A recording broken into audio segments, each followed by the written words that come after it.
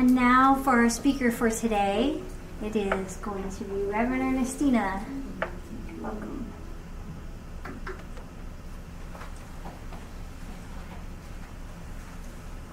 Good afternoon, everyone. Good afternoon. Today the title of my talk is called Different Routine and Pace. I first came to the chapel approximately 15 years ago at the suggestion of a friend. Of course, I, like most people, was looking for a church. I kept calling her to say there was no church on Hawthorne Street. There were only homes on this street, and there was no church on this street. I eventually found it, and at the time I was looking for a different routine than I had been taught and what I was used to. I came to the chapel for a few years at a time. I would stop, come back, stop again, and come back again. I kept taking self-realization classes over and over again, and I finally stayed for the annual commitment of self-realization course. I realize now that once I had made the decision to change, it was vital that I continue on that same path, because even a small change at a time was really a big change. And if I was to continue on this learning process, I realized that change is also a form of faith. I recently read that the word church, as used in certain Bible passages, was originally called ecclesia, a word that means the called out ones. And it was Peter to whom Jesus said, "On this rock I will build my church." Matthew 16:18. Now we know there are many different interpretations of Jesus' teachings, but there is only one church. It is an invisible church composed of persons of any denomination or of none, who, like Peter, recognize the Christ in Jesus and realize the same Christ or God indwells in all of us. As Paul wrote, the mystery hidden for ages and generations, but now made manifest, Christ God is in you, the hope of glory. Studying metaphysical principles in Charles Fillmore's 12 Powers of Man, Fillmore states that Peter, as the first disciple, symbolizes the power of faith. It is not the faith that stands for your position, your prestige, or your accumulated wealth. It is your sustaining, creative, spiritual faith that is developed through meditation and prayer, quickening your faith, getting you to know your true God self. Fillmore uses the 12 powers to symbolize the 12 disciples and the 12 faculties of mind, each with a specific center and location to our physical body. Faith is the number one faculty of mind, with Peter symbolizing faith as the first disciple called into service. Faith is located in the pineal gland, the center brain, the middle of the head. Faith teaches us to trust and create. Faith within ourselves is our own true faith. We develop our spiritual faculty of faith through meditation and prayer. It is by the continual meditation techniques that one quickens the faculty of faith. This awakens our faith for its designed purpose: faith in God, faith in ourselves, faith in our own I am presence. By focusing attention on the crown of the head, which represents the Christ center, and affirming, the Christ of God is quickened in me. And find my page. When Jesus first met Peter, his name was actually Simon. Therefore, he's also known as Simon Peter. Simon means hearing, understanding. As Simon became receptive through his faith and his acceptance of God within, he then became Peter, symbolizing faith as the first mind power of man. As we continue on our spiritual path, we realize that all 12 powers are of great importance. However, I'm not going to discuss all the 12 powers today. I'm only going through a few. As I continued on the spiritual path, zeal became the next power. Zeal is symbolized by Simon, the Canadian. It is energy, enthusiasm, motivation, and persistence. Zeal gives us the power to go. We need to develop this go power and learn how to use it wisely. We need to use it wisely to develop perseverance and to be able to remain at a good, healthy pace. This mind faculty is located at the base of the brain, in the back of the neck, at the medulla, hence going this way to help us. Since the medulla handles our subconscious body functions, such as breathing, heartbeat, our arteries and blood vessels, it is important to know that even during emotional distress, we can call on zeal, the back of our neck, and ask center of calmness to help us remain calm and remain at a steady pace. Understanding is symbolized by Thomas, located in the forehead, the front brain area, just above the eyes. There are two types of understanding: intellectual understanding and spiritual understanding.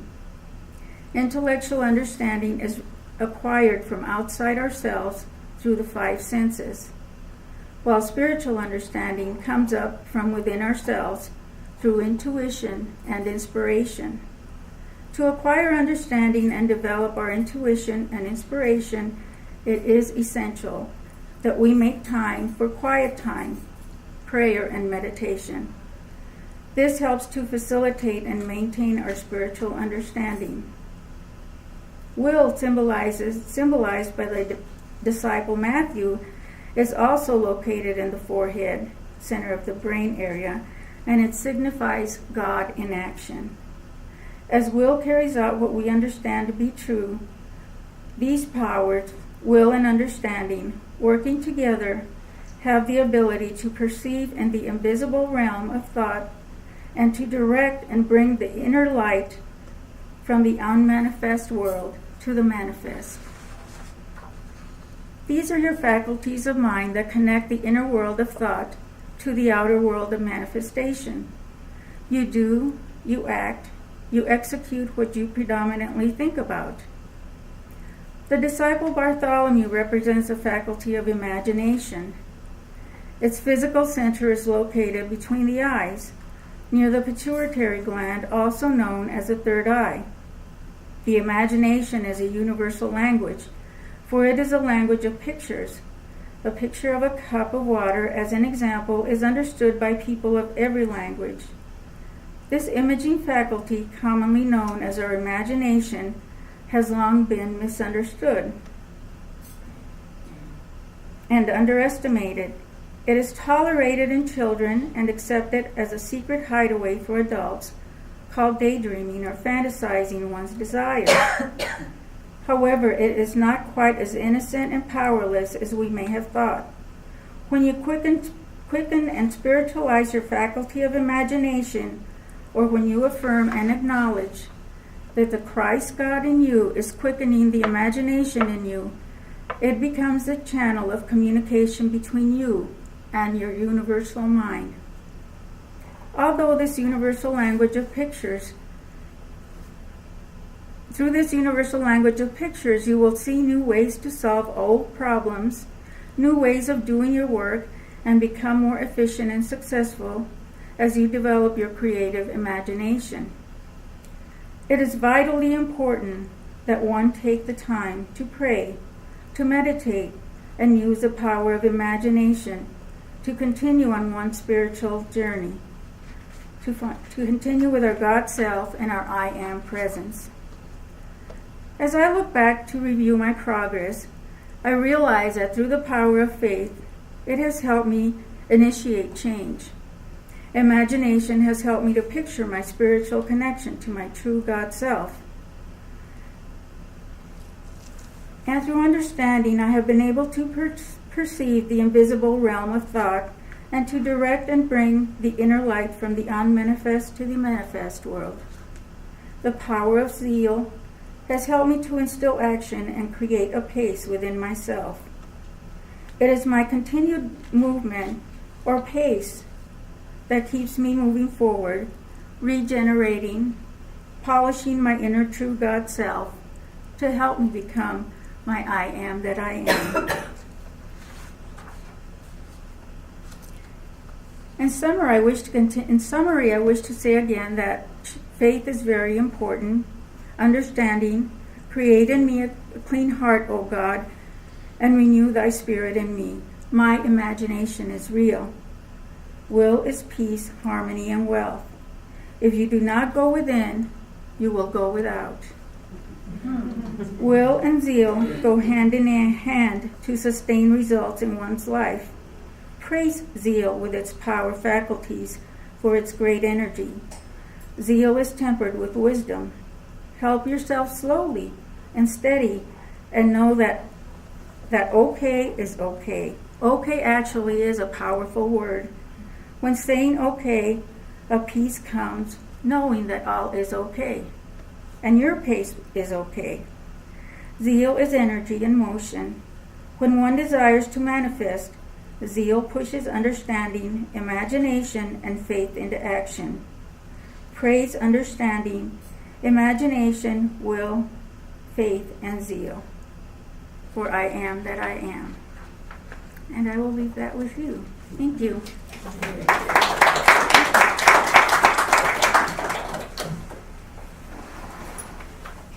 Thank you, Reverend Ernestina. That's beautiful. So now is the time for a love offering. And let's give it a blessing before we do. Mother, Father, God, as we place between our hands that which you have ignited, we give to the source that what you have given to put into the work and love for those we meet on our path of unfoldment, and for the functionings of this abode you have placed in our hands and put into the effect of law of tenfold return to those who give freely and from the heart. Amen.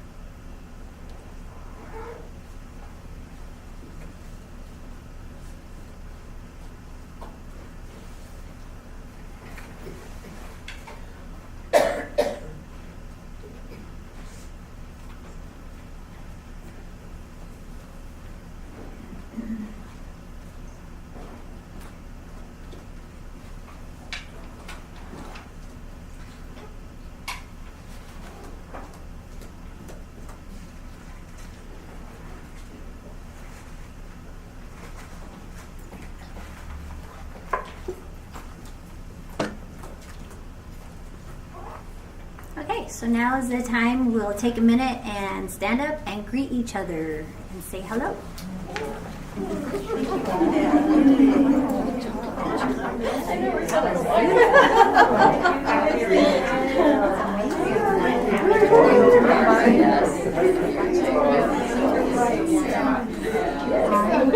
I'm like, how do I do it? I will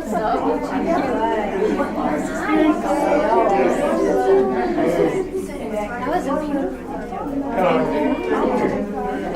I didn't tell you